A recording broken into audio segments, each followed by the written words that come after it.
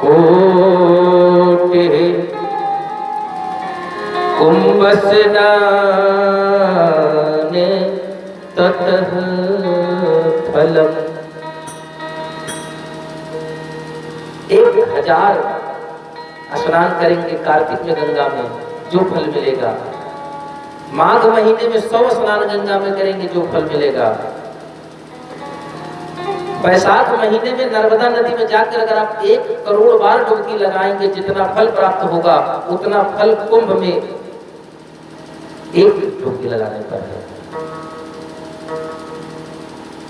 जब कुंभ लगता है संक्रांति में प्रयागराज की डुबकी में त्रिवेणी के संगम में 1 डुबकी लगाने का कितना फल है। और जिस समय संक्रांत होती है गोस्वामी जी ने लिखा है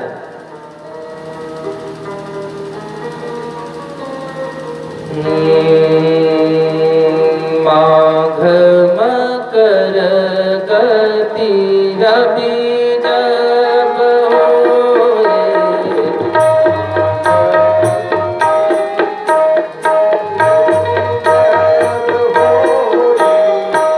माघ मकर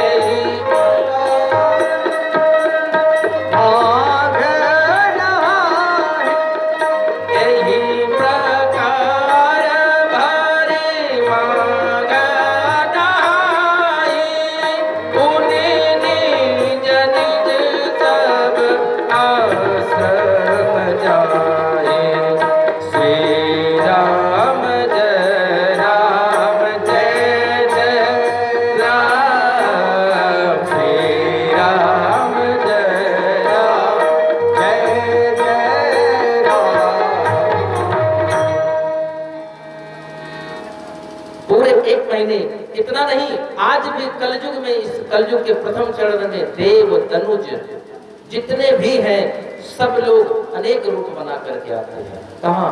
कुंभ नहाने, क्योंकि देव रूप कर नहीं सकते कलयुग में, इसलिए वो रूप बदल कर आते हैं। और सादर मज्जन सकल त्रिवेणी बड़े भाव के साथ स्नान करते हैं। उसी कुंभ में जागवल्लभ जी अपने शिष्यों शिष्य मंडली के साथ पहुंचे हैं। कहाँ? भरद्वाज के आश्रम में। जागवल्लभ मुनि परम विवेकी भरद्वाज पद राखे क्या कर दिया? मत्था रख दिया। कब? 1 महीना बीत गया, सबको तो विदा कर दिए थे। जैसे जागवल्लभ जी अपना दंड कमंडल उठाए बोले हम भी चलेंगे महाराज। जागवल्लभ जी बोले कुछ नहीं, सीधे दौड़ करके साष्टांग प्रणाम कर लेट गए, चरण पकड़ लिया। त्राहि माम कहि पाए गोसाए, पाए माम कहि पाए माम कहि पाए गोसाए, पाए माम कहि पाए। और भूतल पर भूलकुटे के नाए,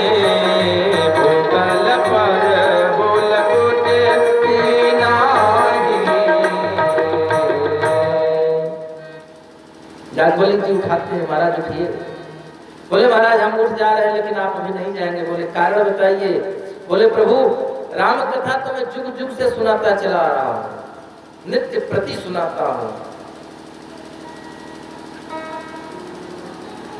सुबह शाम 8 याम यही काम किएगा, सुबह शाम 8 याम यही काम किएगा। राम की शरण में राम राम किए जा, राम की शरण में राम राम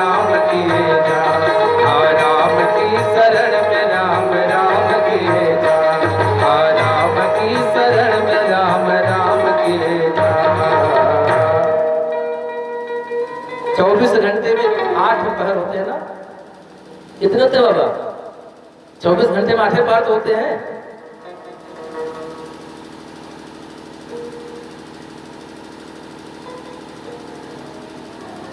आठ पहर 64 घड़ी, 64 घड़ी का 24 घंटा होता है।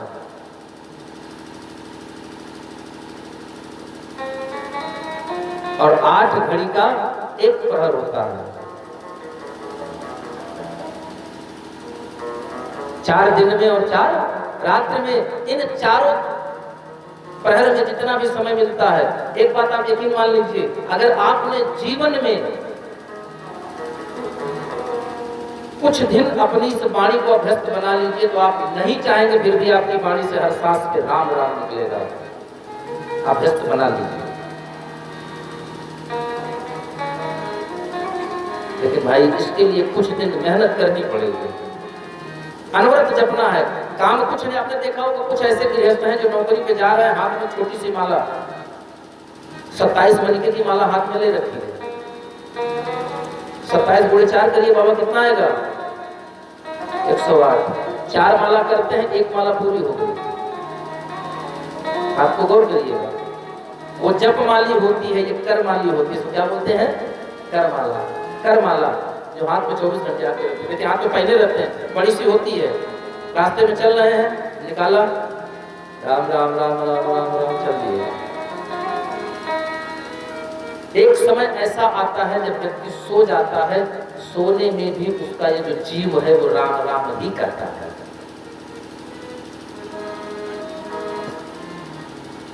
इस जीवन में भजन ही एक ऐसा है जो आपको कल्याण देने वाला है, आपका कल्याण कर सकता है। बाकी इस संसार में कोई और जीव, कोई और प्राणी ऐसा नहीं है जो कहीं से भी आपका कल्याण कर सके। हमें आपको जीवन में जानते हैं, भगवान शंकर एक बार बैठे थे कैलाश पर, तो माता पार्वती ने पूछा कि प्रभु ये बताइए, कथा आगे आएगी कल, कि जीवन में ऐसा क्या किया जाए जो सत्य है। अच्छा, सत्य से बात याद आ गई, हमारे भगवान का स्वरूप कैसा है? हमारे भगवान का, श्री ठाकुर जी का जो स्वरूप है वो कैसा है? ये तो भक्तों का भाव है कि हमारे ठाकुर जी की इतनी बड़ी नाक है, इतने बड़े बड़े हाथ हैं, ये तो भक्तों का भाव है। वेद के अनुरूप हमारे सरकार का स्वरूप कैसा है?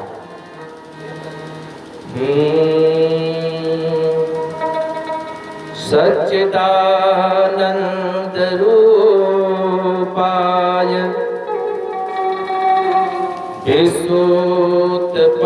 विश्वोत्पत्त्यादि हेतवे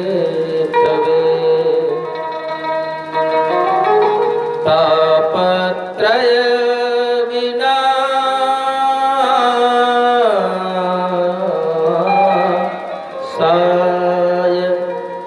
श्री कृष्णाय वयं नमः। सच्चिदानंद, सत्य, चित्त और आनंद। अब सत्य क्या है? देखिए 3 चीज मैं बताऊंगा, ज्यादा की परिभाषा नहीं करूंगा, सिर्फ 3 चीज पर चर्चा करूंगा, सत्य, चित्त और आनंद। और आपको भौतिकता से प्रमाणित करूंगा अपने मति के अनुरूप। मैं यहाँ पर कोई ज्ञानी बन के नहीं आया हूँ। सत्य मतलब सत्य होता है, तो आप सभी लोग जानते हैं। सत्य ही एक ऐसा तत्व है जो आदि में था, मध्य में है और अंत में रहेगा। अब महाराज पूछे सत्य है कहाँ? ये तो है कि नहीं भाई, सत्य पहले भी था, आज भी है, कल भी रहेगा। 100 साल पहले तो 100 साल बाद हर समय मिलेगा। लेकिन महाराज वो है कहाँ? धरती भैया को देख रहे हैं, पृथ्वी में। सत्य की तुलना गंभीरता से कर लीजिए। आप चाहे जितना खन खोद लीजिए, लेकिन कभी पृथ्वी अपना धैर्य नहीं खोती है।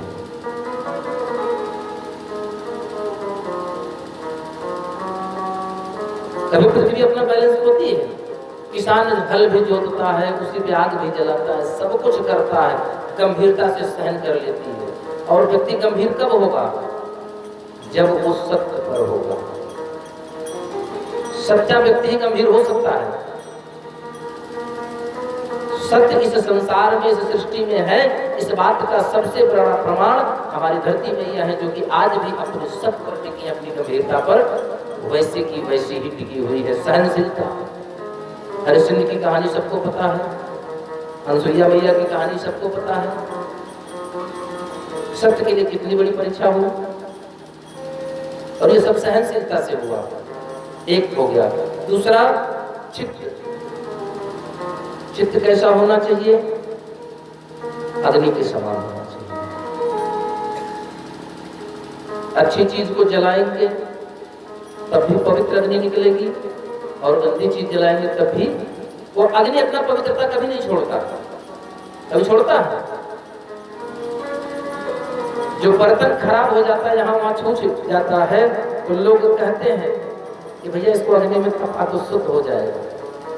सोना खदान से निकलने के बाद शुद्ध नहीं होता है, शुद्ध तब बनता है जब वो आग में तपा दिया जाता है। हमारा आपका चित्त कैसा होना चाहिए? उस शुद्ध आग की तरह होना चाहिए। अच्छी आए तो भी उसको शुद्ध बनाइए, और गलत बात आए तब भी शुद्ध बनाइए।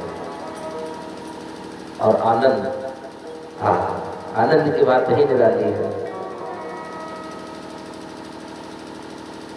एक व्यक्ति 3 दिन से भूखा है, एक व्यक्ति 3 दिन से भूखा है, आप उसको अपने घर ले आइए, उसको 2 रोटी दीजिए, और खाने के बाद उसके मन से आवाज आएगी, आनंद आ गया। आप खुद अनुभव करिए, जब आप बहुत भूखे होते हैं, तो उस बहुत भूखे की स्थिति में जब जो चीज आपको मिलती है तब वो आपको आनंद देती है। क्यों? क्योंकि उससे आपकी आत्मा तृप्त होती है। और जो 2 रोटी खा के 1 लोटा पानी पी लिए, उसके बाद कोई ला के राजभोग रख दे, कहे बाबू बस एक और ले लो, आदमी क्या करता है? नहीं भैया अब न ले, तबीयत खराब हो जाएगी।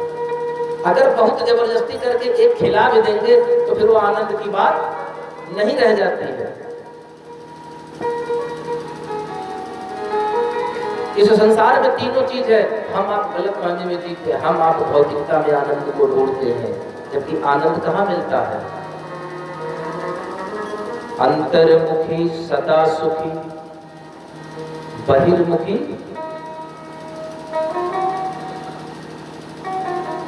जो। अच्छा, अंतर्मुखी कौन होता है? जो संत होते हैं।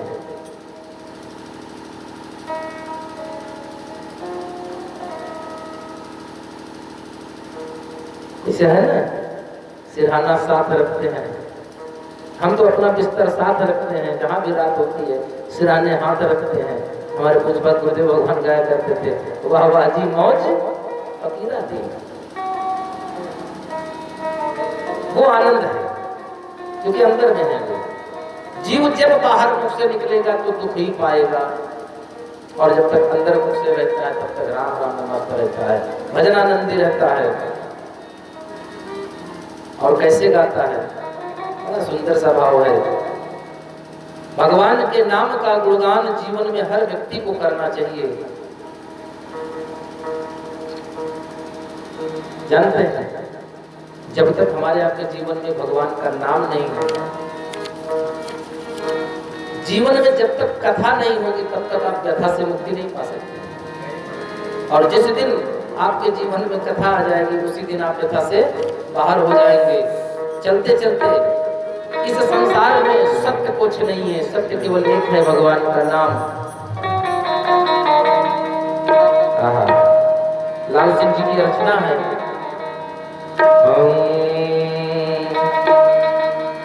तेल चमेली चंदन साबुन, यह मिट्टी की शरीर है।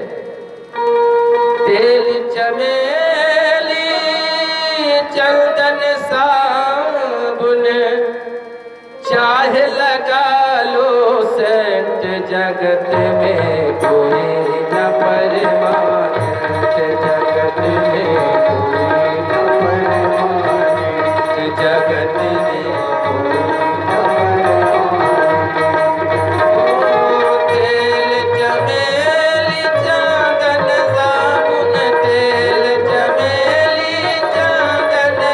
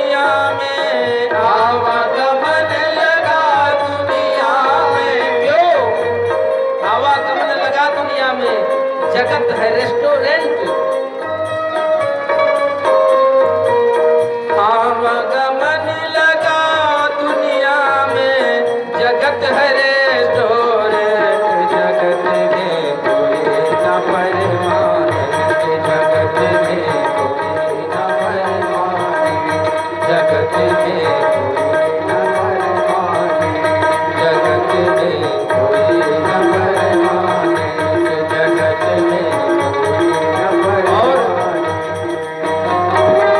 ये काल है, काल का चक्र जब चलता है तो कोई बचा नहीं है।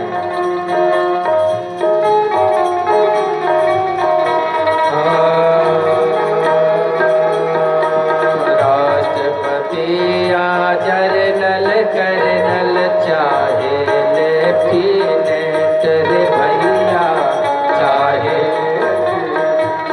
रे भैया चाहे। काल सभी को खा जाएगा, काल सभी को खा जाएगा, काल सभी को खा जाएगा। लेट जहो जगत में कोई न परमाने, जगत में कोई न परमाने, जगत में कोई न परमाने। अंत समय में उड़ जाएंगे हो, अंत समय में उड़ जाएंगे, अंत समय में उड़ जाएंगे। तेरे तंबू भेंट जगत में कोई न परमाने, हो जगत में कोई न परमाने, जगत में कोई न परमाने, जगत में कोई न परमाने। भजन की अंतिम पंक्ति है, साधक का भाव है। अगर जीवन में सच्चा सुख लेना है तो कहाँ मिलेगा?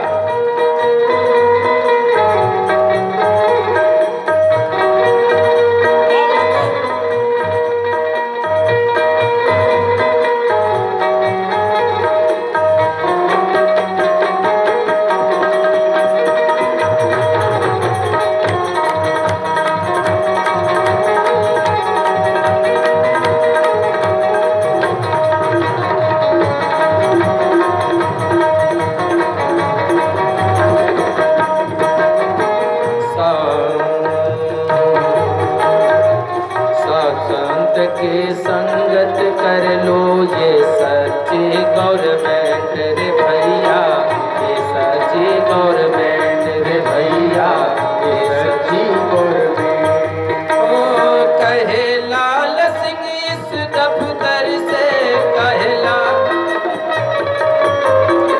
कहे सुबोध इस दफ्तर से, कहे सुबोध इस दफ्तर से।